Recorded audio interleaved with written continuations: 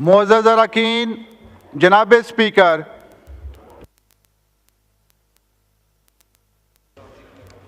अस्सलाम वालेकुम। Calling attention notice. उससे पहले ये तारिक फजल चौधरी साहब, आप और कादिर पटेल साहब गए थे मीडिया के पास, उन्होंने वॉकआउट किया है, वो हाउस को इन्फॉर्म करें। जी, कादिर पटेल साहब का माइक खोलें।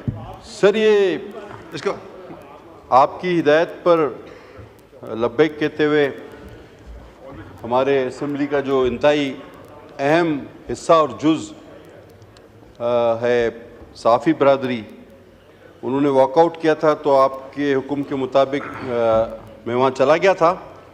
तो वहाँ से पहले, मुझसे पहले ही ऑनरेबल बैरिस्टर गौहर साहब भी वहाँ मौजूद थे, ऑनरेबल उमर अयूब साहब और डॉक्टर साहब भी मौजूद थे वहाँ पर, और भी दोस्त थे हमारे, सेनेटर्स भी कुछ आ गए थे।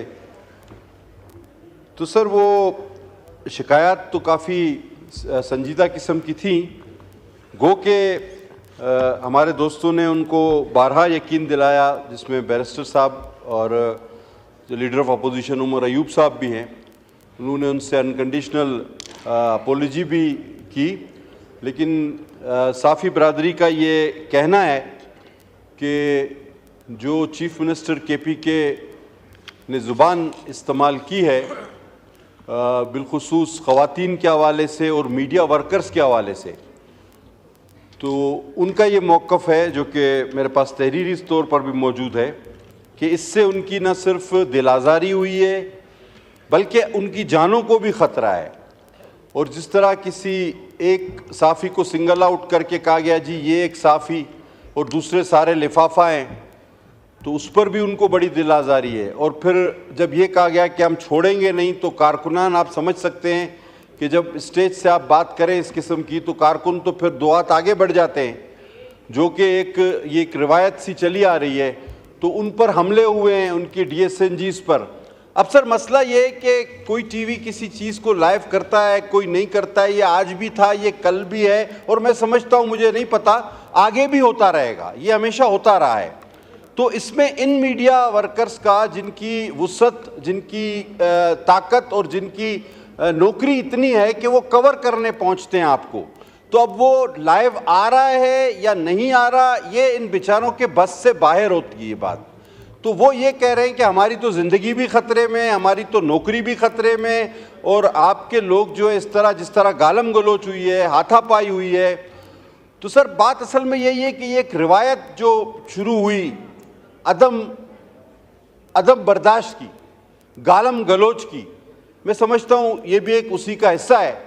और मैं इंतहाई अदब के साथ चेयरमैन PTI को, ऑनरेबल लीडर ऑफ अपोजिशन को ये इस बात की दाद भी दूंगा कि इन्होंने बारहा उन्हें कहा कि हम आपके साथ हैं और हम अनकंडीशनल माफ़ी मांगते हैं। लेकिन मैं समझता हूँ कि वो अपनी बात पे कायम है, हमारी सहाफ़ी बरदरी, और वो ये चाहती है कैटेगोरिकली और बिलखुसूस ख़वातीन के लिए जो अल्फाज इस्तेमाल किए गए, मैं नहीं समझता कि वो मौज़ब माशरे में इस्तेमाल होते हों। तो मैं वो उनके अपने जो जिस बात पर वो कायम हैं उसका जिक्र करना चाहूँगा, उनसे इज़हार यकजहती और इज़हार हमदर्दी करते हुए, जो कि बात उन्होंने कन्वे की है। और मुझे ये बिलखुसूस कहा, दोनों साहिबान को भी कहा, बैरिस्टर साहब को भी, लीडर ऑफ अपोजिशन को भी और डॉक्टर साहब को भी, कि ये बात आप ऐवान में जाके करें। उन्होंने कहा कि जनाब, अगर आप लोग कुछ इशूज़ पर एक ज़ुबान एक सोच के साथ हो सकते हो, यानी जिस तरह अभी कुछ दिनों पहले तौहीन रिसालत का मसला आया, तो हम सब साथ थे, ये वर्ड टू वर्ड उन्होंने कहा कि क्या आप हमारी हिफाजत के लिए या हमारी इज्जत के लिए या हमारे तहफ़्फ़ुज़ के लिए ये पार्लियामान क्या एक नहीं हो सकती? क्या हम आपका हिस्सा नहीं हैं? तो लिहाजा वो इस बात पर अटल हैं, मुसर हैं कि चीफ मिनिस्टर KPK अपने उन अल्फाज को जो कि किसी मौजूद माशरे का हिस्सा नहीं हो सकते, उन्हें मीडिया पर आकर वापस ले, तो वो इस कार्रवाई का हिस्सा बनेंगे। बहुत शुक्रिया सर। उमर अयूब साहब का माइक खोलें। आपको पॉइंट ऑफ ऑर्डर में बाद में ये एजेंडा पूरा करने दें प्लीज। ये भी सहाफ़ी उठ गए हैं इसलिए हमने ये टेकअप किया है। इसके बाद जी उमर अयूब साहब लेते हैं, आपको देते हैं। जिनको मैंने भेजा था सिर्फ उनकी अब तशरीफ रखें। अमीन लक साहब, आप इतने सीनियर पार्लियामेंटेरियन हैं, आपको पॉइंट ऑफ ऑर्डर पे आपको दे रहे हैं, आप सुन लें। जी बोले। ऑर्डर ऑन द हाउस कर लें जनाब स्पीकर, क्योंकि अहम मसला है। मैं चाहूंगा uninterrupted order in the house कर लें सर, मैं बात कर लूं। इंपॉर्टेंट आपको मौका दे रहे हैं ना, दे रहे हैं आपको मौका, तशरीफ रखें।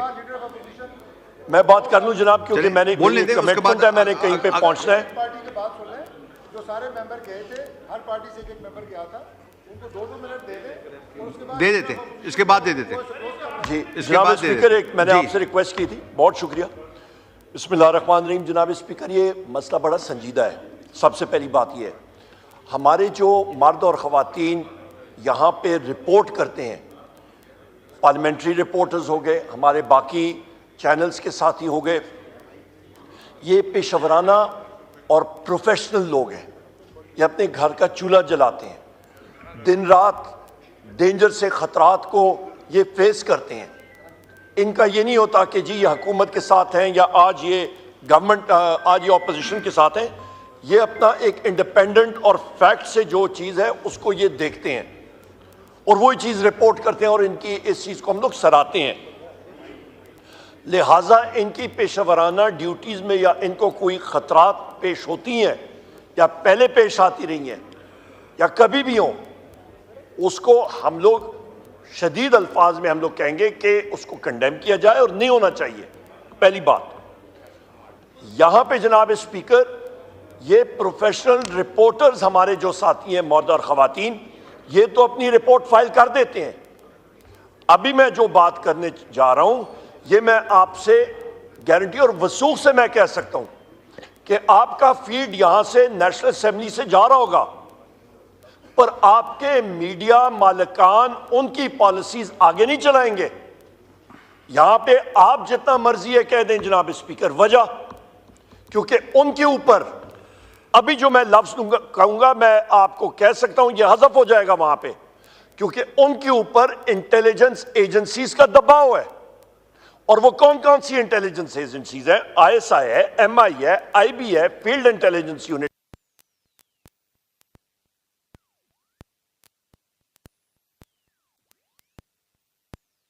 नंबर एक।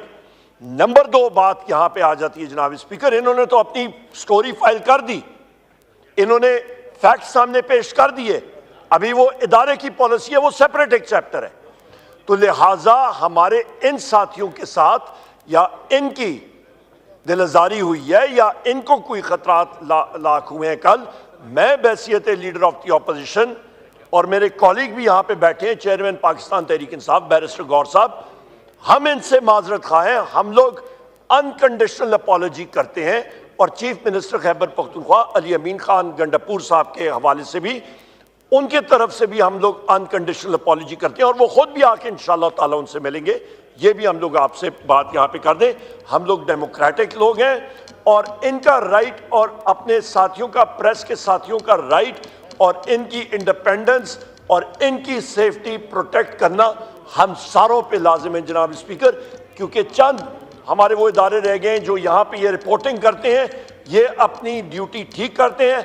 आगे कोई सुने ना सुने या फिर इनके मालिकान कोई पॉलिसीज इंटेलिजेंस एजेंसीज के दबाव में, गवर्नमेंट के दबाव पे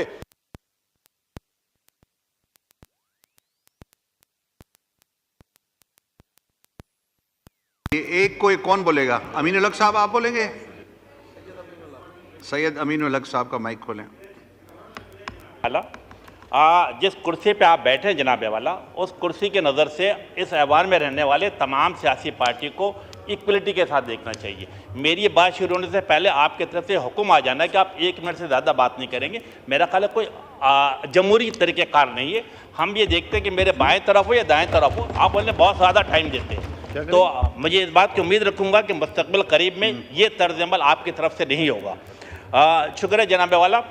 कल जो वाक़या पेश आया, मैं समझता हूँ कि इंतहाई शर्मनाक था। जो अल्फाज इस्तेमाल किए गए सहाफ़ियों के मुतल्लिक़, ख़वातीन के मुतल्लिक़, मैं बिलख़ुसूस सहाफ़ियों के हवाले से बात करूँगा, इंतहाई नामनासिब और इंतहाई मज़म्मत करने वाले वाक़यात पेश आए। मेरे लीडर ऑफ द अपोजिशन ने बड़ी अच्छी बात की कि इन्होंने खुल के बात कर ली कि गैर मशरूत माफ़ी है, लेकिन उससे पहले इन्होंने क्या कहा? इन्होंने कहा कि एजेंसी के लोग कंट्रोल में नहीं आते। बिल्कुल इनकी बात हो सकती है, दुरुस्त है, लेकिन तरीक़ेकार क्या होता है? तरीक़ेकार ये होता है कि जो सहाफ़ी तंजीमें हैं उनके साथ रब्ता रखना चाहिए था। नंबर 1 क्या था? PFUG मौजूद थी, नंबर 2 CPNA मौजूद थी, APNS मौजूद थी, PBA मौजूद थी। अगर आपने रब्ता करना था तो उन मालिकान के साथ, उन तंजीमों के साथ करना चाहिए था, लेकिन आप तमाम सहाफ़ियों को अगर एक ही सिफ में ला के खड़ा करेंगे तो मेरा ख्याल है मुनासिब अमल नहीं है।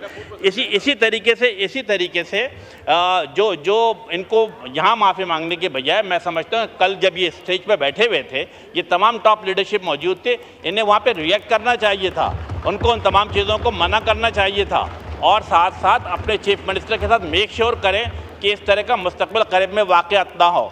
या जहाँ तक as far as the MKM is concern, मैं समझता हूँ कि मेरे साथी इस बात की गवाह रहेंगे कि, और बिलख़ुसूस मेरे बाएं तरफ भी जो बैठे हुए, कि जब आज़ादी सहाफ़त के हवाले से सहाफ़ियों के साथ जब भी कोई ज़्यादती की बात की गई है तो MKM पाकिस्तान हमेशा उनके साथ खड़ी रही है।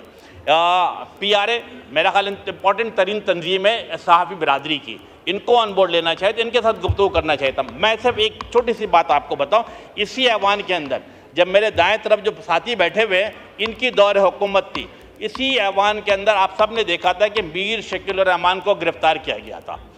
उस वक्त भी MKM पाकिस्तान का प्रिंसिपल स्टैंड था, वफाकी हुकूमत का हिस्सा थी, मैं खुद फेडरल मिनिस्टर था। इसी ऐवान में खड़ा हुआ हमने क्या कहा कि मीर शकील उर रहमान की गिरफ्तारी ज़्यादती है, उनके साथ इंसाफ किया जाए, इंसाफ होता हुआ नज़र आना चाहिए। तो प्रिंसिपल स्टैंड MKM का है कि सहाफ़ी भाइयों के साथ, सहाफ़ी बिरादरी के साथ इस किसी किस्म की जो अल्फाज इस्तेमाल है उसके सख्त अल्फाज में मजम्मत करती है। साथ साथ मैं लीडर ऑफ द अपोजिशन की इस बात को अप्रिशिएट करता हूँ कि अपनी कोताहियों को, अपनी गलतियों को तस्लीम की पार्टी की और खुले दिल के साथ माफ़ी मांगा, तो मैं समझता हूँ बात को आगे बढ़ना चाहिए। शुक्रिया। तारिक फजल चौधरी साहब, आप गए थे वहाँ, आप रिपोर्ट पेश करें हाउस में प्लीज़, क्या बात है? बहुत शुक्रिया जनाब स्पीकर। मैं बस मुख्तसर वक्त लूँगा आपका। आपने हिदायत की थी कि जो parliamentary reporters association of Pakistan है, उनके हमारे तमाम रिपोर्टर्स ने जो प्रेस गैलरी है इसका बाइकआउट किया था। वजह इससे पहले कादिर पटेल साहब ने और अमीन भाई ने अभी तफसील से बयान की है। अली अमीन गंडापुर साहब की जो स्टेटमेंट सहाफ़ियों के बारे में इज्तिमाई तौर पे जो उन्होंने, मैं समझता हूँ कि बहुत ही एक गैर ज़िम्मेदाराना बल्कि एक इश्तियाल अंगेज़ बयान जो उन्होंने दिया, और उसके साथ साथ जो ख़वातीन के हवाले से जो ज़बान उन्होंने इस्तेमाल की, उससे हमारी जो ख़वातीन कुलीग्स हैं प्रेस गैलरी में, उनकी भी बहुत ज़्यादा दिल आज़ारी हुई। हम सब के जज्बात उनके साथ हैं और ये बात अप्रिशिएबल है कि चेयरमैन PTI और लीडर ऑफ अपोजिशन ने बरमला यहाँ पे भी, फ्लोर ऑफ द हाउस पे भी और वहाँ पे भी उनसे गैर मशरूत माफ़ी का मुतालबा किया, लेकिन उनकी ये शर्त थी और उस पर इन्होंने वादा किया है कि हम काम करेंगे कि चूँकि ये बदज़बानी जो है ये वज़ीर आला KP की तरफ से की गई है, लिहाजा इसकी जो माफ़ी है ये भी उनकी तरफ से आनी चाहिए। तो हम उनकी इस मुतालबे की सपोर्ट भी करते हैं और उनके साथ मुकम्मल जो है वो इज़हार यकजहती करते हैं। Thank you. बैरिस्टर गौहर साहब, आप भी गए थे वहाँ सहाफ़ियों से बात करने, उसी पे बोलिएगा प्लीज़। जी, उसी पे बोलिएगा। थैंक यू डिप्टी स्पीकर साहब। बात दरअसल ये है कि कल रात ही मुझे पता चला था और मैंने उनसे कम्युनिकेट कर दिया था, और आज असम्बली में आने से सबसे पहले हमने उनको अनकंडीशनल अपॉलजी कर ली थी। इनके तरफ चले गए थे, इन्होंने जनाब स्पीकर अनकंडीशनल अपॉलजी एक्सेप्ट कर दी और वो वापस आए। हमारे जर्नलिस्ट इन दी प्रेस गैलरी में वापस आ चुके हैं। हम उनको वेलकम करते हैं और उनके अप्रिशिएट करते हैं। जनाब स्पीकर, ये बात दरअसल ये कि जो भी उसकी कनोटेशन है, लेकिन हमने बड़ा कैटेगोरिकली इनको ये कहा है कि हमसे जो हमारे जर्नलिस्ट हैं इनके साथ हम हमेशा से खड़े, और सख्त वक्त में उन्होंने हमारा साथ दिया है और थ्रू आउट दिया है, और ये मुल्क के कास के लिए दिया है। और हमारा किसी जर्नलिस्ट के साथ कभी भी इस पॉइंट पे इख्तिलाफ नहीं रहा है कभी भी कि आप हमारी कवरेज नहीं कर रहे। अल्हम्दुलिल्लाह पाकिस्तान तहरीक इंसाफ उस मुकाम तक पहुँच गई है कि हर मीडिया में जहाँ भी जाए तो उसके लिए उसकी कवरेज की ज़रूरत है। हमने कभी जर्नलिस्ट के साथ इस शिकवा नहीं किया कि आपने हमें कवरेज नहीं दी है और सारे दे रहे हैं। इसका कोई हमें वो नहीं है शिकवा कि वो PTI की उन्होंने कवरेज नहीं की है। लेकिन जिस भी कनोटेशन में वो अल्फाज हुए हैं हमने उनकी अनकंडीशनल अपॉलजी की और हम उम्मीद करते थे कि वो एक्सेप्ट करेंगे। अली अमीन खान गंडापुर साहब ने भी उनसे रब्ता किया हुआ है और बीट रिपोर्टर के लिए भी बुलाया, इंशाल्लाह उनकी भी मुलाकात होगी इससे। थैंक यू जी। शुक्रिया। जी अभी ज़रा एजेंडा ले लें। जो दूसरे ऑनरेबल मेंबर बोलना चाह रहे हैं उनको पॉइंट ऑफ ऑर्डर पे दूंगा। नहीं, ये एजेंडा होने दें प्लीज़ प्लीज़, मेरी गुजारिश है, ये एजेंडा रह जाएगा। जी जी, calling attention notice Khawaja Izharul Hasan साहब, पढ़िए। मिनिस्टर एविएशन, आप जवाब देंगे? अच्छा, ओके सर जी।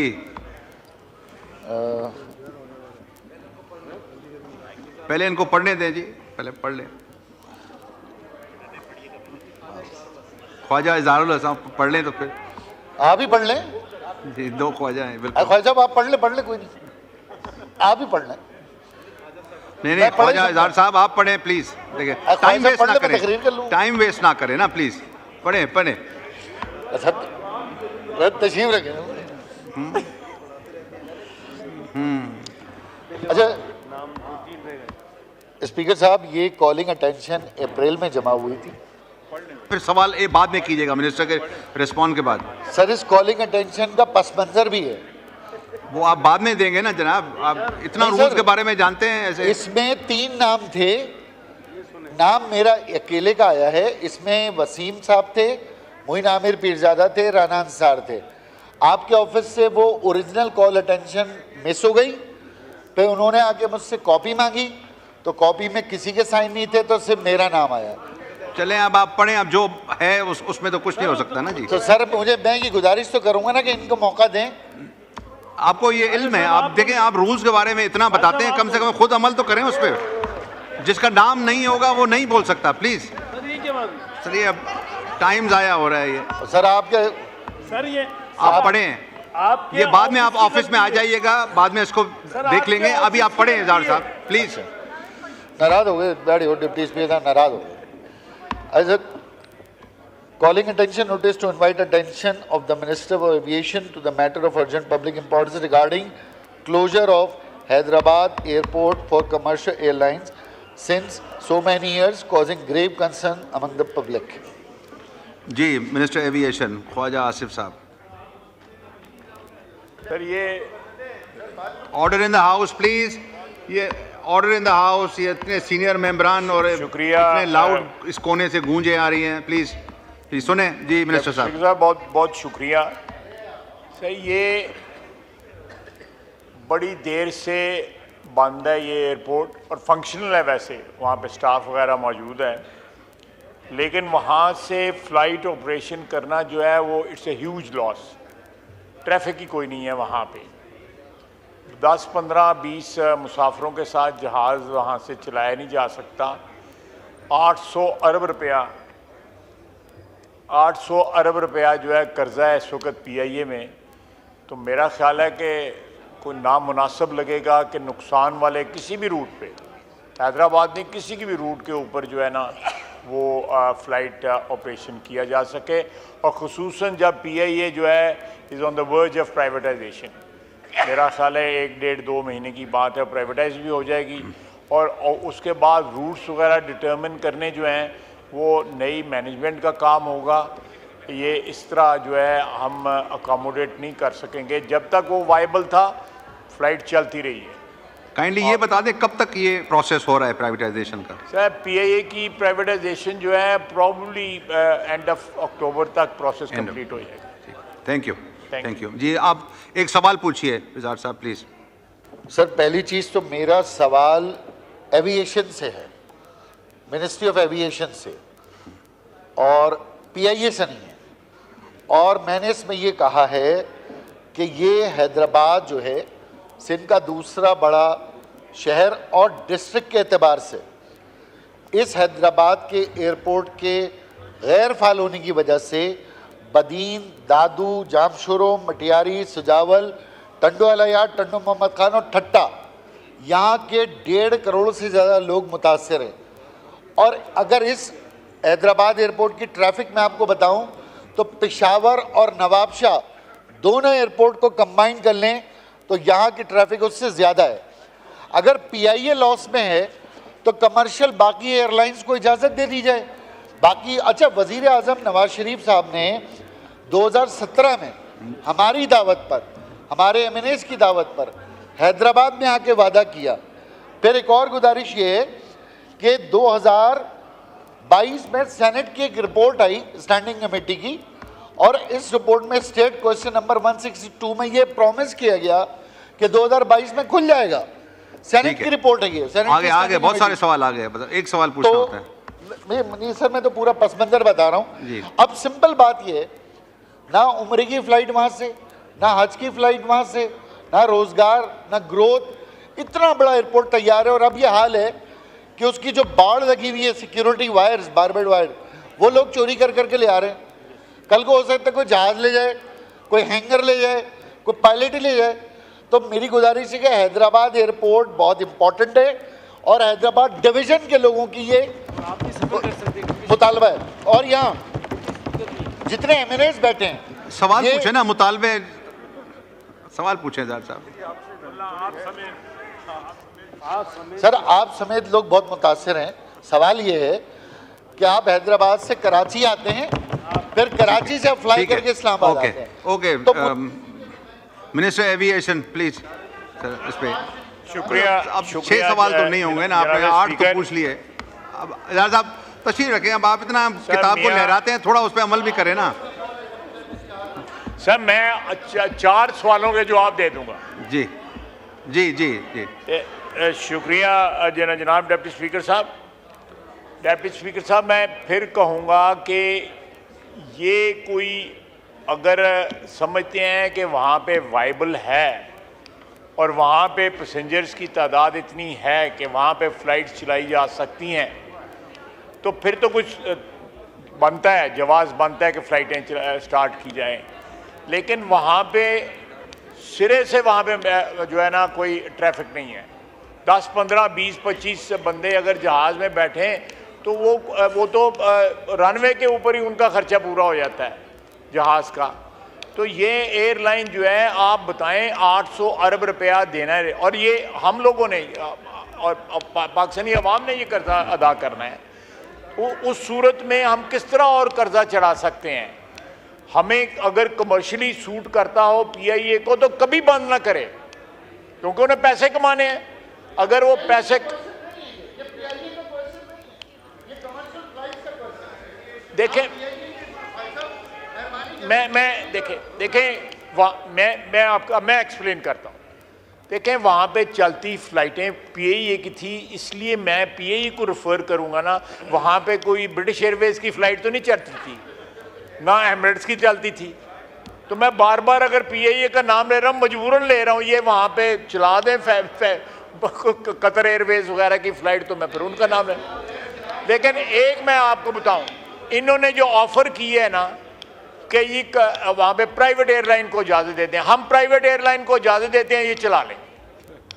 चलें, ठीक है, ओके, रीजनेबल, ठीक है जी। अभी दूसरा कॉलिंग अटेंशन नोटिस है। मोहम्मद अहमद चट्टा साहब मौजूद हैं जी। मोहम्मद अहमद चट्टा साहब का माइक खोलें जी। बिस्मिल्लाहिर्रहमानिर्रहीम, अस्सलाम वालेकुम।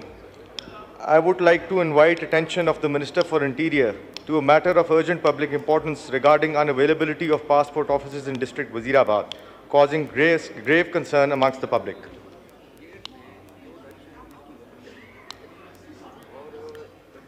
जी, मिनिस्टर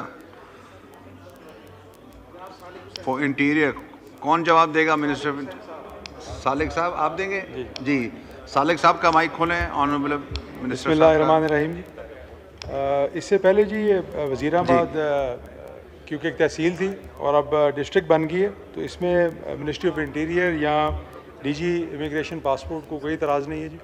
सिर्फ इसमें जो बजटरी एलोकेशन है उसकी वजह से इसमें डिले आया। और सेकेंडली मैं मोहतरम मेंबर को भी कहूँगा जी कि वहाँ पे कोई अगर गवर्नमेंट बिल्डिंग के अंदर प्रोविज़न बन जाए ऑफिस खोलने की तो भी मज़ीद आसानी हो जाएगी, और अगर नहीं होता तो फिर उनको कोई प्राइवेट जगह देखनी पड़ेगी इसके लिए। चट्टा साहब एक सवाल पूछें प्लीज़। जी, इसमें सबसे पहली बात तो मैं ये करना चाहूँगा कि वज़ीराबाद को कई एक नया डिस्ट्रिक्ट बना है, 2 साल हो गए तकरीबन इसको डिस्ट्रिक्ट बने हुए। ये मेरे वज़ीर आज़म इमरान खान की रिकमेंडेशन के ऊपर, उस वक्त हमारे वज़ीर आला परवेज़ इलाही साहब थे, उन्होंने इसको नोटिफाई कराया मेरी रिक्वेस्ट के ऊपर। और आज ये सिचुएशन है कि 2 साल गुजर जाने के बावजूद कोई भी ऑफिस, चाहे वो फेडरल गवर्नमेंट से रिलेटेड हो, चाहे वो पंजाब गवर्नमेंट से रिलेटेड हो, आज तक वहाँ पर नहीं बनाया गया। और आवाम क्लैरिटी से ये भी नहीं बता सकती कि हमने अपने काम कराने कहाँ जाना है, तो बड़ी सारी दिक्कत है इसके अंदर जो पेश आ रही है। और मैंने यहाँ पर जी ऑफिसेज़ का जिक्र किया था। डिस्ट्रिक्ट हेडक्वार्टर वज़ीराबाद है, वज़ीराबाद के साथ साथ हमें ना जी ऑफिस अलीपुर चट्ठा के अंदर भी चाहिए, जो कि एक तहसील हेडक्वार्टर बन गया है। तो यहाँ पर हमें अश्योरिटी दें कि ये दोनों ऑफिसेज़ वहाँ पर तामीर होंगे, ये इंतहाई ज़रूरी है। सो आई वुड वांट, वो कह रहे हैं कि जी हम वहाँ पर किसी गवर्नमेंट बिल्डिंग या कहीं पर बनवा देंगे, तो एक अलीपुर चट्ठा की भी अश्योरिटी दें और इस हाउस के सामने अश्योरिटी दें। ये हमारा राइट है और हमारा हक है।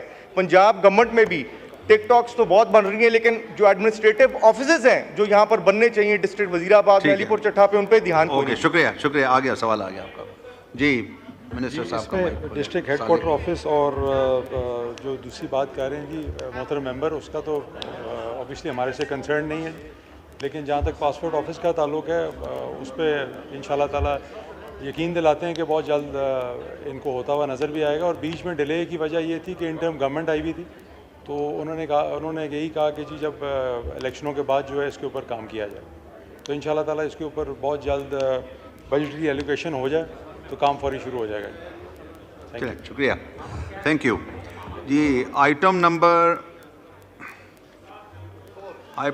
4, खालिद मकबूल सिद्दीकी साहब, minister for science and technology, to move the bill. जी जनाब स्पीकर, मैं ये तहरीक पेश करना चाहूँगा कि कौमी यूनिवर्सिटी बराए टेक्नोलॉजी की एक्ट 2018 में तरमीम करने का बिल, कौमी यूनिवर्सिटी टेक्नोलॉजी तरमीमी बिल 2024 कायमा कमेटी की रिपोर्ट की सूरत में फिलफौर ज़ेर गौर लाया जाए।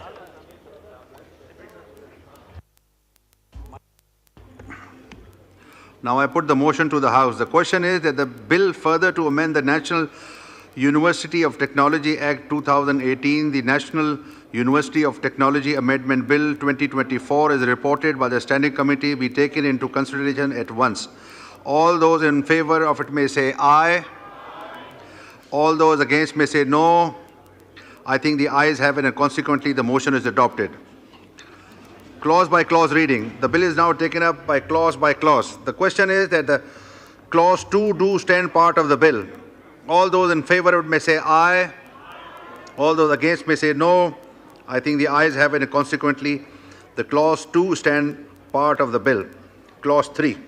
The question is that the clause 3 do stand part of the bill. All those in favor of it may say aye. All those against may say no. I think the ayes have it and consequently clause 3 stand part of the bill. The question is that the clause 1 preamble short title do stand part of the bill. All those in favor may say aye. All those against may say no. I think the ayes have it, and so the clause 1 preamble and short title do stand part of the bill. Item number 5, Mr. Khalid Maqbool Siddiqui Sahab, Minister for Science and Technology, to move.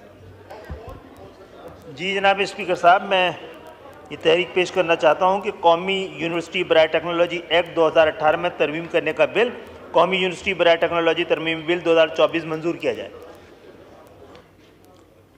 Now I put the motion to the House. The question is that the bill further to amend the University of Technology Act 2018, the National University of Technology Amendment Bill 2024 be passed. All those in favor may say aye. All those against may say no. I think the ayes have it and the motion is adopted. Consequently, the bill is passed.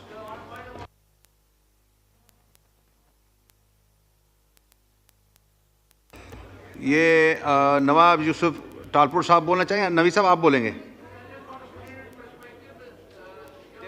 Naveed साहब का mic खोलें। नवीद कमर साहब का।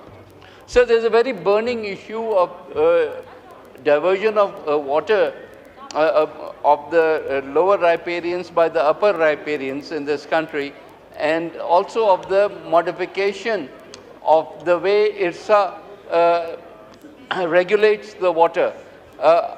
There are 4 of our members who would like to speak on this subject. Kindly allow them with patience so that because now the Sindh Assembly is also pressing for this issue, but it has to be taken up at the federal level because everything that is taking place is right here in Islamabad. So please call out the numbers. जी, नवाब यूसुफ टालपुर साहब, आप बोलेंगे इरसा पे।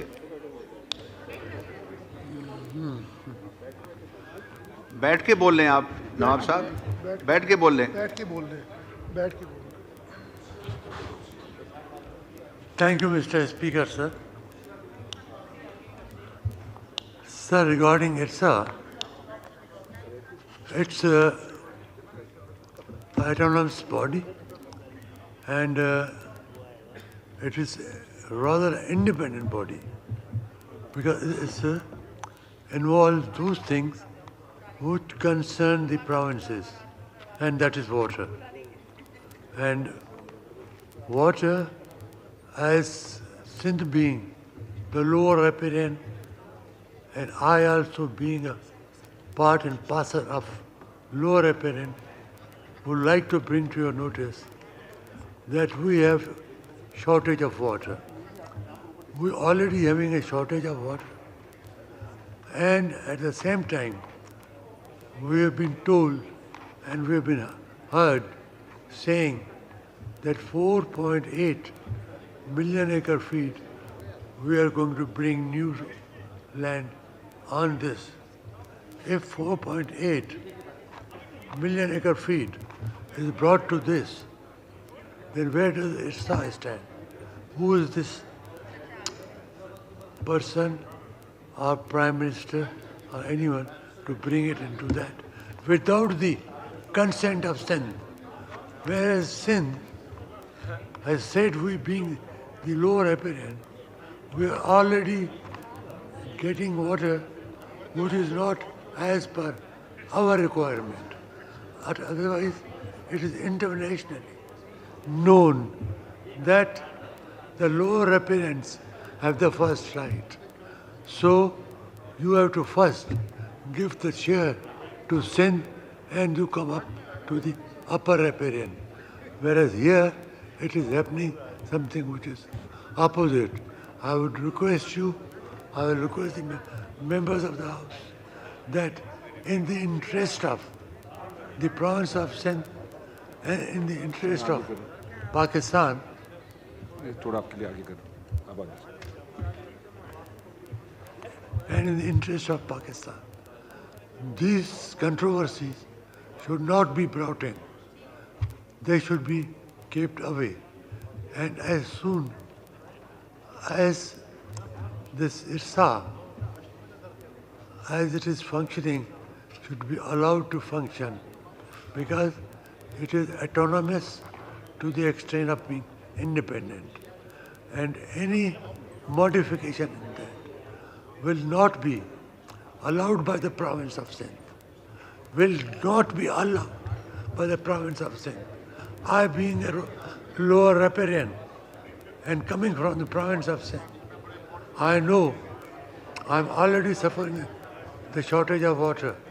So I get water 50% short, and I think most of the Sindh has water for 1 week and then there's a closure of water for another week.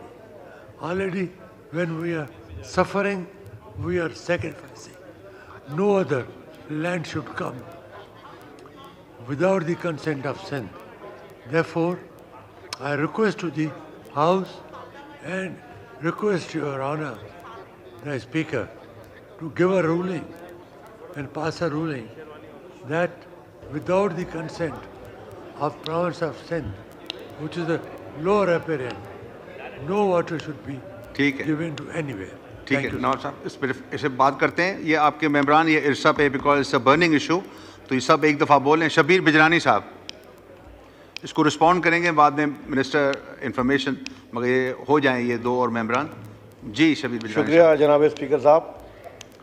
Sir, ये इरसा का मामला बड़ा concerning है और जो पानी की बात की नवाब यूसुफ टालपुर साहब ने, मैं उन्हीं की बात को आगे बढ़ाते हुए ये बताता चलूं कि इस वक्त आपने देखा है कि पूरे प्रोविंस ऑफ सिंध में वाटर क्राइसिस चल रहे हैं और पानी का सर ये ऐसा मसला है कि ये शुरू से ही डिस्प्यूटेड मैटर एक रहा है, मुतनाज़ा एक रहा है, और इस पे हमेशा पाकिस्तान और भारत के बीच में जो पानी का इशू रहा उस पे दोनों हुकूमतों ने कोई मुआहदा तय किया। 1945 का एकॉर्ड हुआ, उस एकॉर्ड के तहत हमें वाटर रिसोर्सेज मिलते रहे।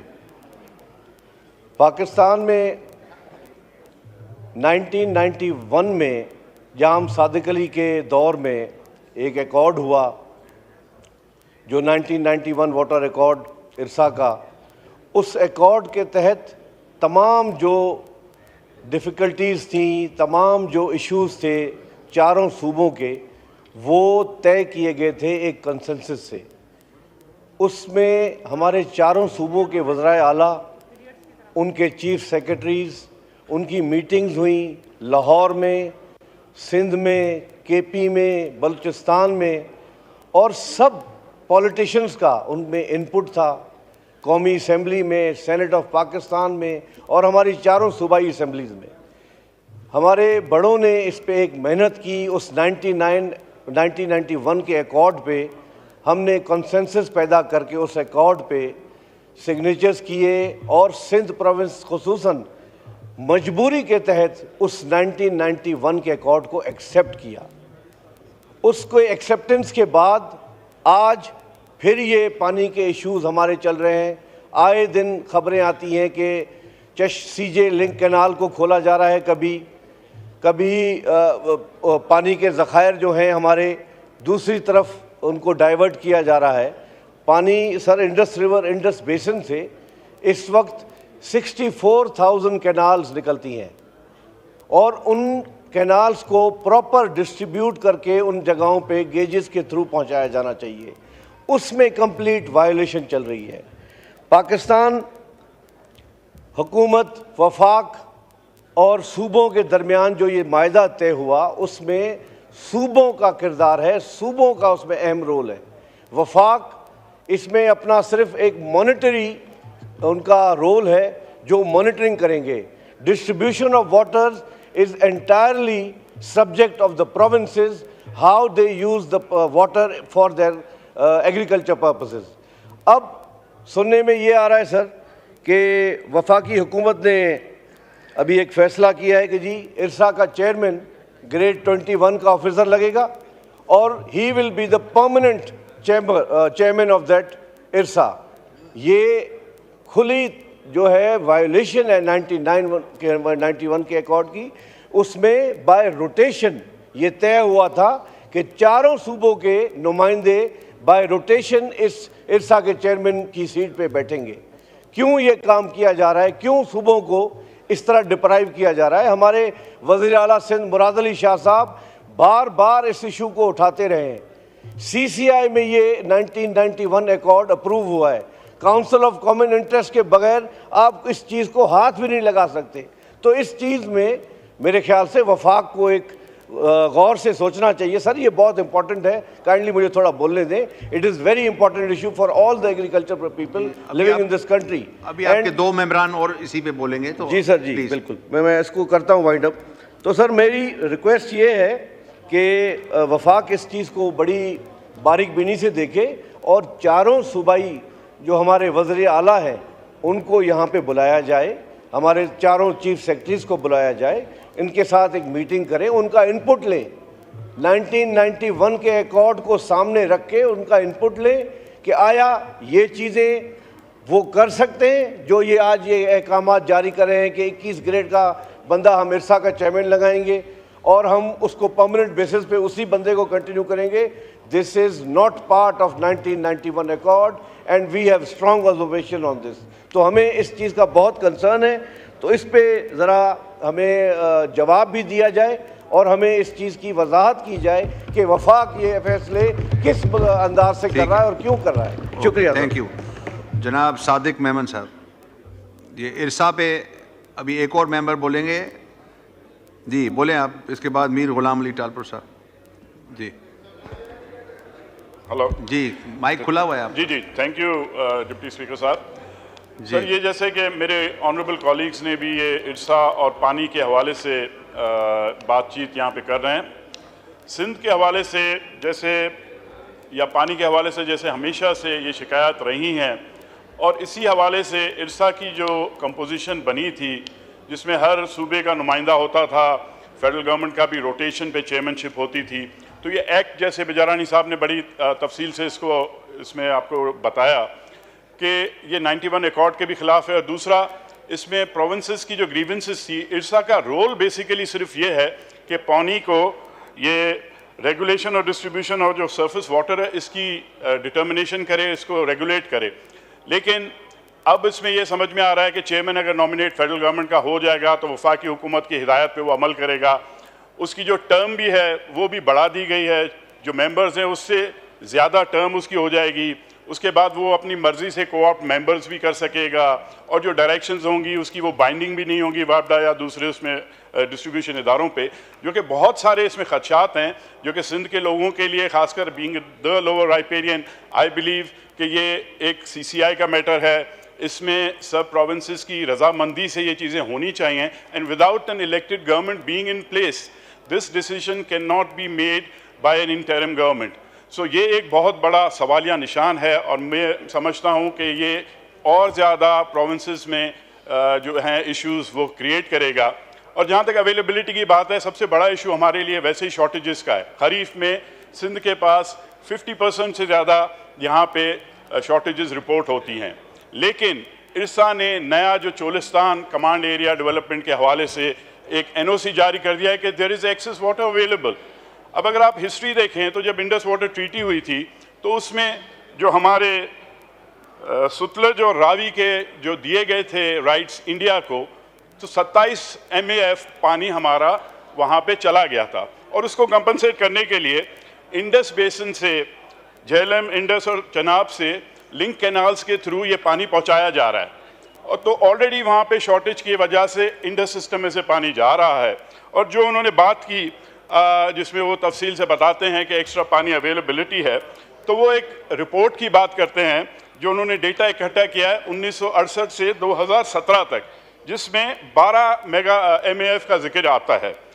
उसमें दिखाते हैं, ये बताते हैं कि एक्सेस 5 MAF मौजूद है, जो कि मैं समझता हूँ एक गलत डेटा को इंटरप्रेट करने की कोशिश है, क्योंकि उसी डेटा को अगर आप शॉर्ट उसको थोड़ा सा पीरियड उसका जो करंट अगर आप देखें 1999 से और 2022 तक, उसमें ये 12 के बजाय 7.84 MAF पानी अवेलेबिलिटी है। तो जब उसी में 5 MAF का उसमें शॉर्टफॉल आ जाता है तो पानी वहाँ पे कैसे हो जाएगा। दूसरा, 6.6 MAF जो पानी है वो इंडस सिस्टम से ऑलरेडी वहाँ पे झेलम चनाब सिस्टम में जा रहा है, CJ और TP लिंक कैनाल्स की वजह से। जब एडिशनल पानी है ही नहीं तो वहाँ पे ये जो पता नहीं 60 लाख एकड़ जो है वो चोलिस्तान का एरिया और वहाँ पे वो बना रहे हैं, तो वो कैसे आप उसको कर सकेंगे। और ये जो सिस्टम बना रहे हैं इसकी अगर आप डिटेल लें तो इसमें न्यू कैनाल्स बन रही हैं। कोई लिंक कैनाल है 195 किलोमीटर की, जिसमें 15,000 क्यूसेक जो कि 5 MAF पानी को वहाँ तक पहुँचाएगा, सुतलज रिवर को हासिलपुर के हवाले से। नया बैराज वहाँ पे बनाया जा रहा है, ये प्रपोजल हैं सारे। तो ये इतने ज़्यादा खदशात हैं। अगर इंडस बेसिन की बात करें तो ये क्लोज बेसिन है। क्लोज बेसिन वो होता है जिसमें पानी की जितनी खपत है अवेलेबिलिटी से ज़्यादा होती है। अगर ज़्यादा है तो उस पानी को अगर ऊपर से ही आप डाइवर्ट कर देंगे तो उसका सारा का सारा असर जो है लोअर राइपेरियन के ऊपर पड़ेगा। और ख़ासकर जो हमारे इलाके हैं, ठट्टा है, सजावल है, बदीन है, टंडो मोहम्मद खान है, वी विल बी जो हमारी जो हालत होगी, पीने का पानी अवेलेबिलिटी नहीं होगी, सी वाटर इंट्रूजन बहुत सारी होगी, श्रिम्प फार्मिंग हमारी जो हमारे फिश फार्मिंग है वो बहुत ज़्यादा अफेक्ट होगी, एग्रीकल्चरल लैंड्स हमारे तबाह हो जाएंगे। तो मैं समझता हूँ ये जो डिसीजन यूनिलेटरी लिया जाता है ये एक बहुत गलत रिवायत पड़ी हुई हैं। इलेक्टेड गवर्नमेंट सिंध हुकूमत भी यहाँ पे मौजूद है, सिंध के नुमाइंदे हमारी शक्ल में, हमारे सेनेटर्स यहाँ पे मौजूद हैं। कंसल्टेशन की जाए, CCI में इसको डिस्कस किया जाए और ख़ासकर ऐसे फैसले मुल्क पे थोपे ना जाएं जिससे प्रोविंसेस में और डिस्कॉर्ड बढ़े। बहुत बहुत शुक्रिया। मीर गुलाम अली टालपुर साहब।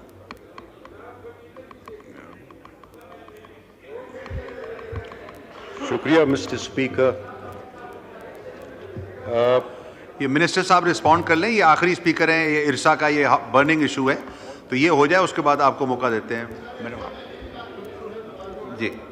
स्पीकर साहब, order in the house please.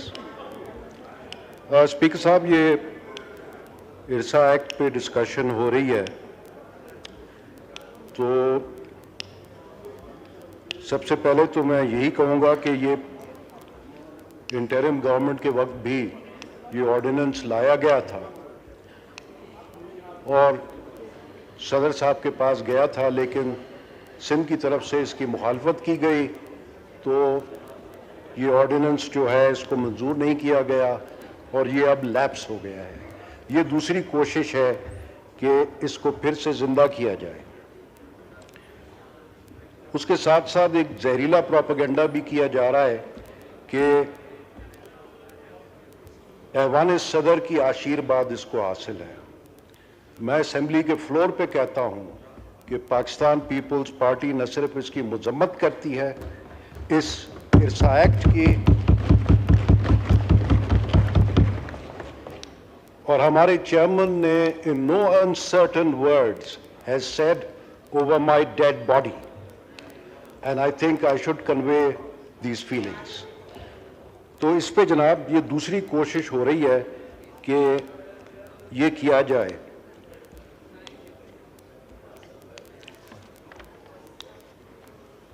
अब इसके क्या नताइज होंगे?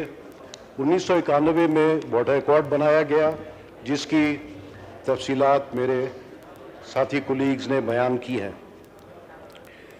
इससे चेयरमैन जो है वो पीएम अपॉइंट करेंगे, उसके साथ साथ वो एक स्पेशल सेक्रेटरी भी बनाएंगे जो पैरेलल सेक्रेटेरिएट बनाएगा अंडर अ टेक्निकल कमिटी के रेगुलेट, ओवरसी और पानी की तकसीम, और ये सब एक ब्यूरोक्रेट की निगरानी में होगा। मैं थोड़ी सी मिसाल आपको दे दूं कि एक ब्यूरोक्रेट ने पाकिस्तान के पानियों के साथ क्या हशर किया था। ये 2010 की बात है। जमायत अली शाह थे इंडस वाटर कमिश्नर, उन पे गद्दारी का इल्ज़ाम लगा हुकूमत पाकिस्तान की तरफ से कि उन्होंने निमो बाजगो डैम और चुटक हाइड्रो पावर बनाने में इंडिया की मदद की। उन्होंने उसको छुपाए रखा और इंडस वाटर कमीशन की तरफ से उस पे कोई भी एक्शन नहीं लिया गया। नतीजा ये हुआ कि वो मुल्क से फरार हो गए, कनाडा चले गए और शायद वहीं रेलत फरमा गए। उससे जो पाकिस्तान को नुकसान हुआ उसमें सर फहरिस्त ये भी है कि निमो बाजगो डैम की वजह से इंडिया की लेह कंटोनमेंट और सियाचिन बेस कैंप उनको सस्टेन्ड इलेक्ट्रिसिटी सप्लाई मिली इस डैम के बनने से। तो अब फिर हमें जो है एक ब्यूरोक्रेट परमानेंट बेसिस पे आके इसकी निगरानी करेगा। उसके साथ साथ ये भी तो नहीं बताया गया कि इसकी जरूरत क्यों पेश आई है। जब 91 अकॉर्ड है, उसके साथ साथ पानी की तकसीम हो रही है, जैसे तैसे हमने उसको मुल्क की खातिर हम सब ने मिलके उसको एक्सेप्ट किया, सिंध ने भी एक्सेप्ट किया, पानी की तकसीम हो रही है उसमें से। तो अब क्यों ये ज़रूरत पेश आई है कि आप सरे से इरसा का हुलिया ही बिगाड़ दें? 91 का जो पानी का मुआहदा है वो भी बिगड़ जाए।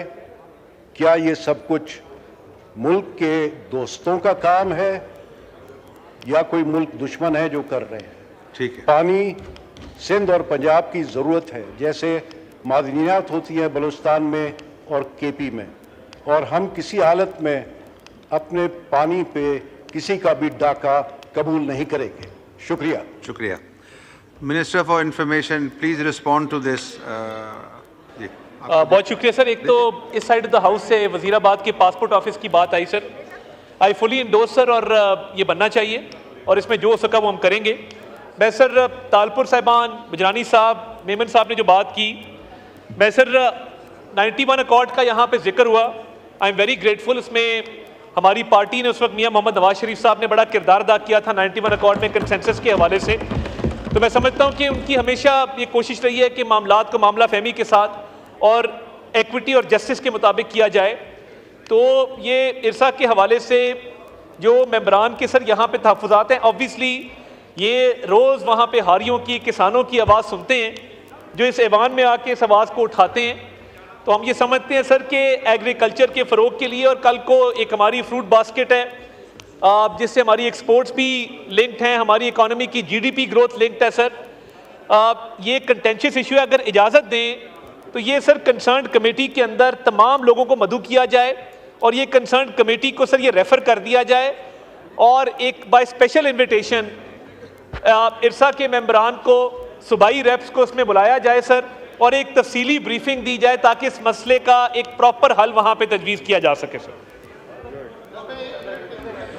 जी, so we refer this issue to the committee, और जिन मेंबरान ने इस पे बोला है हम उनको इसका मेंबर भी बनाते हैं, और जिस पे जैसे मेंबरान ने अपना इजहार राय किया है कि ये इरसा के मेंबर भी होने चाहिए, तो उन सबको इनवाइट करके और ये पार्टी अपना अपना नाम दे दें जो भी इसमें इंटरेस्ट रखते हैं इस इशू पे, तो वो सब इसमें शरीक हों। शुक्रिया। ये जरताज गुल साहब, point of order, please be brief ji. इसके बाद अफजल शेख साहब, फिर इजहारुल हसन साहब, आपको देते हैं जी, आपको भी देते हैं पीर साहब, आप तशरीफ रखें, आपको देते हैं इसके बाद जी। जरताज गुल साहिबा, प्लीज़ बी ब्रीफ। आप बोलेंगे जी, एक मिनट जरताज गुल साहिबा जी। नवीद कमर साहब का माइक पर। मिस्टर स्पीकर, ये इशू पहली दफ़ा नहीं रेज हुआ, कॉलिंग अटेंशन के थ्रू भी ये हमने रेज किया था। तो at least those members who raised it through the calling attention may also be made part of this committee as वो सब नाम दे दें, उसमें तो कोई इशू ही नहीं है। जितने आप मेंबर देना चाहें, चीफ विप आपके नाम दे दें, they should participate. It's a, we agree that it's a burning issue. And जी, अमल कैसे ये एजेंड करना है हाउस। आप प्लीज अब जी, आप एजाज अकरानी साहब का माइक खोलें।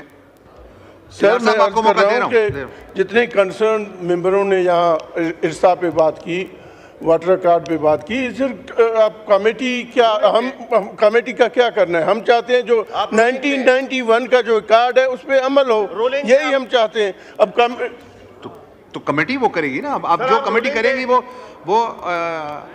उस पर अमल होगा। अब यहाँ से रूलिंग तो नहीं आएगी हर इशू पे, हर इशू पे यहाँ से रूलिंग मांगेंगे। जैसे आपकी मर्जी, ठीक है जी। जी, जरताज गुल साहब आप बोले जी, आपको मौका देते हैं जी। जी जी, आपको दे रहा हूँ मौका जी, एक मिनट जी। जरताज गुल साहब बोले प्लीज़। अभी ये बहुत शुक्रिया डिप्टी स्पीकर साहब।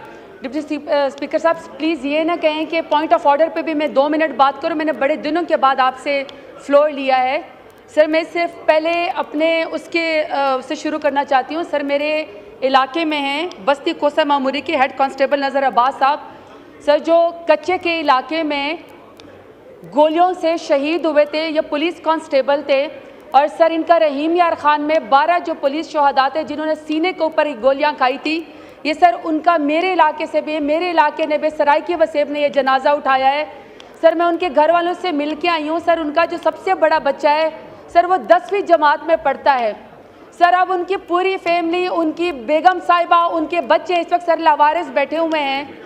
और सर पूरी पंजाब हुकूमत ने ये जो कच्चे के इलाके में हमारे पुलिस वाले शहीद हुए हैं सर, उनके लिए सिर्फ 2 लाख के पैकेज का जो है उन्होंने ऐलान किया है। अब सर मैं ये सवाल पूछना चाहती हूँ कि एक तरफ सर मेरा पुलिस वाला जब शहीद होता है कच्चे के इलाके में, कच्चे के डाकों के ज़रिए, और कच्चे का डाकू इस वक्त पंजाब हुकूमत से ज़्यादा ताकतवर है, पंजाब हुकूमत की कोई रिट नहीं है सर। वो कहता है रेस्क्यू वालों को शहीद होते हुए कि याद रखना कि मेरे छोटे छोटे बच्चे हैं, अगर मुझे बचा सकते हो तो काइंडली मुझे बचा लेना। मेरी अपनी पार्लियामेंट्री उससे गुजारिश है कि काइंडली आप लोग प्लीज़ अपनी सीटों पे बैठ जाएं। काइंडली जैन साहब प्लीज़। तकरीर के बीच में नाम नहीं तो सर अगर पुलिस कांस्टेबल ये कहता है मरते हुए, शहीद होते हुए कि मैं सीने पे गोली खा रहा हूँ, तुम गवाह रहना, लेकिन मेरे छोटे छोटे बच्चे हैं, मेरे घर वालों को देख लेना, ये ना हो कि वो यतीम रह जाए और वो लावारिस रह जाए। अगर मुझे बचा सकते हो तो मुझे बचा लो। सर दूसरी तरफ होम डिपार्टमेंट को कच्चे का डाकू खुद फोन करके कहता है कि आपने जो मेरे सर की कीमत 1 करोड़ रुपए लगाई हुई है वो थोड़ी ज्यादा हो गई है। सर अज़ान हो जाए। अल्लाहु अकबर, अल्लाहु अकबर,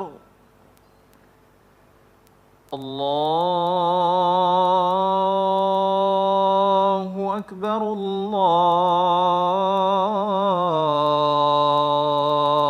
अल्लाहु अकबर। अशहदु अन ला इलाहा इल्लल्लाह, अशहदु अन ला इलाहा इल्लल्लाह,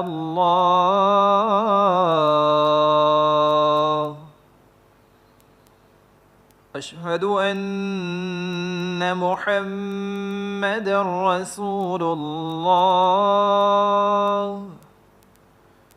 अशहदु अन्न मुहम्मदर रसूलुल्लाह,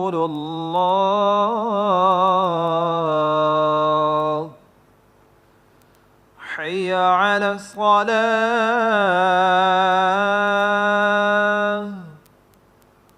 हय्य अला सलाह,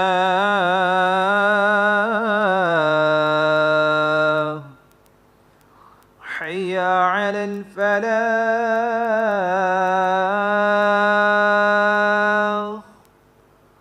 हय्य अलल फलाह।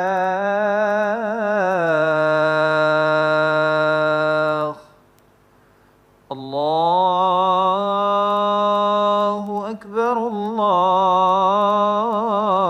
अल्लाहु अकबर, ला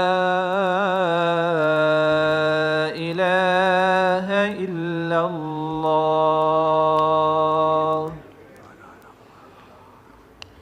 जरताज गुल साहब का जी माइक सर। खोलें प्लीज, सर, वाइंड अप करें। सर अभी तो मैंने स्टार्ट भी नहीं किया सर, 2 मिनट दे दें मुझे। तो सर वो कच्चे का डाकू उनको फ़ोन करके कहता है होम डिपार्टमेंट को कि आपने जो मेरे सर की कीमत 1 करोड़ रुपए लगाई है ये तो ज़रा ज़्यादा है या कम है। आगे से सर होम डिपार्टमेंट का ऑफिसर उसको कहता है कि मुझे आपके जज्बात का बड़ा ख्याल है। सर मैं यहाँ पे पूछना चाहती हूँ कि कच्चे के डाकू के जज्बात का आपको ख्याल है, लेकिन सर ये जो मेरे सराइकी वसेब का और पंजाब में जो 12 शहदा पुलिस कांस्टेबल जिन्होंने सीने के ऊपर गोलियां खाई हैं, सर उसकी फैमिली के जज्बात का ख्याल किसने रखना है? सर कोई जवाब हमें नहीं आता, यहाँ पे कोई पॉलिसी स्टेटमेंट नहीं आती। सर मैं रहीम यार खान गई, NA 171 के अंदर बाई इलेक्शन हो रहा है। हमारे यहाँ पे ऑनरेबल MNA बहुत ही सर सीनियर फेलो थे, वो यहाँ पे वफात पा गए, तो उनका बेटा हसान मुस्तफ़ा एडवोकेट वहाँ पे इलेक्शन लड़ रहा है। सर मैं वहाँ पे गई, उससे 1 दिन पहले आप अंदाजा लगाए कि कलेक्टेड हमारी MPA हैं साहिबा कंवल साहिबा, सर उसके ऊपर कातलाना हमला होता है। वो जाती हैं, मियाँ गौस साहब हमारे MNA जाते हैं, पूरी के पूरी हमारी PTI के MNA MPAs वहाँ पे जाते हैं, पुलिस के आगे खड़े होते हैं कि ये साहिबा बीबी के ऊपर कातलाना हमला हुआ, इसके ऊपर FIR दर्ज करें। सर 4 घंटे होते हैं, कातलाना हमले के बाद FIR दर्ज नहीं होती, और आपको पता है सर FIR किसके खिलाफ दर्ज हो जाती है? हमारी ही PTI के कारकुनान के खिलाफ जो है वह FIR दर्ज हो जाती है। अब सर मैं लास्ट पॉइंट आपको, सर एक लास्ट पॉइंट, सर कल यहाँ पे सिंगजानी ग्राउंड के अंदर जलसा हुआ, हुकूमत ने खुद NOC दी, कोर्ट ने खुद NOC दी, ब्यूरोक्रेसी ने, कमिश्नर डिप्टी कमिश्नर ने खुद जो है वो NOC दी। सर इतनी ज़्यादा कंटेनर जो है वो लगाए गए थे पूरे इस्लामाबाद के अंदर, इतनी ऑब्स्टिकल्स क्रिएट की गई थी, लेकिन सर फिर भी पूरा का पूरा पाकिस्तान आके इमरान खान के नाम पे खड़ा हो गया। अगर सर दफ़ा 144 ये लोग लगाते हैं, लेकिन दफ़ा 804 जो है पाकिस्तान के लोगों ने कल यहाँ पे लगाई। सर मैं आपसे सवाल कर रही हूँ, सर मैं पार्लियामेंट्री लीडर हूँ, दूसरी दफ़ा सर मैं जीत के आई हूँ, 1.5 लाख मैंने वोट लिया है। सर कल इन्होंने फिर मेरे ऊपर और उमर अयूब साहब के ऊपर इस्तगासा दे दी है, और सर 50 से ज़्यादा लोगों को फिर उसमें नामजद कर दिया कि हमने दहशतगर्दी की है। सर जब NOC मौजूद है, जलसा मौजूद है, सर कौन सी दहशतगर्दी की है, कौन से FIR की है? क्या आप इतना ही बोलते हैं? Please please please please Shaista Parvez साहिबा, please be brief. Shaista Parvez साहिबा,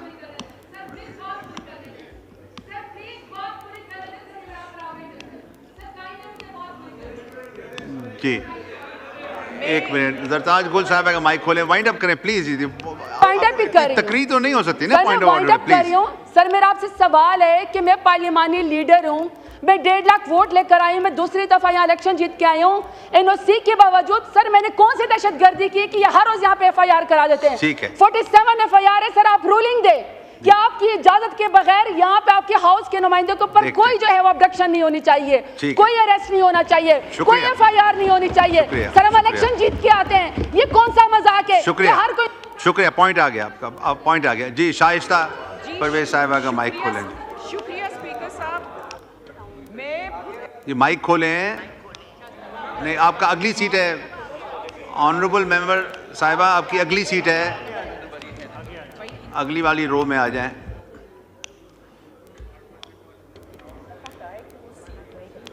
क्या करूं?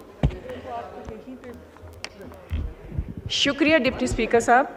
मैं जी इस हाउस की तवज्जो दिलाना चाहूँगी कि कितनी बार औरत की इस हाउस में तजलील होगी, वो मुझसे इनसे पूछ के बता दें, या वो लीडरशिप की तरबियत ऐसी है जो ट्रिकल डाउन हो रही है, जो कभी कपड़ों पे एतराज़ होता है, कभी नाम पे, कभी काम पे, लेकिन इनको औरत का ना इज्जत करनी आई है, ना एहतराम करना आया है, ना इनको किसी ने तमीज़ दिखाया है। जनाब, जो चीफ मिनिस्टर हैं गंदापुर साहब, सॉरी गड्डापुर साहब, उन्होंने जो बयान दिया हमारी चीफ मिनिस्टर साहिबा के लिए, वो काबिले मजम्मत भी है और काबिले शर्म भी है। यहाँ खड़े होकर ये औरत की इज्जत और एहतराम की बातें करते हैं। क्या सिर्फ उधर बैठने वाली औरत है और कोई औरत नहीं है इस मुल्क में? ये किसी की इज्जत नहीं करना जानते। मैंने तो सुना तख्ते पख्तून रवायत है कि वहाँ इज्जत होती है, औरत का एहतराम होता है, तमीज़ होता है, लेकिन इनकी बदअखलाकी, बदजुबानी और बदतमीजी इंतहा को पहुंची हुई है। जो अल्फाज इन्होंने कल चीफ मिनिस्टर पंजाब मरियम नवाज शरीफ के लिए इस्तेमाल किए, इनको शर्म आनी चाहिए। अगर वो औरत हैं जनाब, तो वो चीफ मिनिस्टर भी हैं और वो अपने दोनों किरदार बखूबी अंजाम दे रही हैं। अगर मुकाबला करना है तो काम का मुकाबला करें। ये औरत और मर्द का मुकाबला क्या है? औरत समझ के उनकी तजलील क्यों कल की गई है? उन्होंने हर रिश्ता वो निभा रही हैं, बेटी भी है, माँ भी है, नानी भी है। अगर नानी है तो फर्क किस्म की नानी है, वो आम नानी नहीं है। शुक्रिया, पॉइंट आ गया।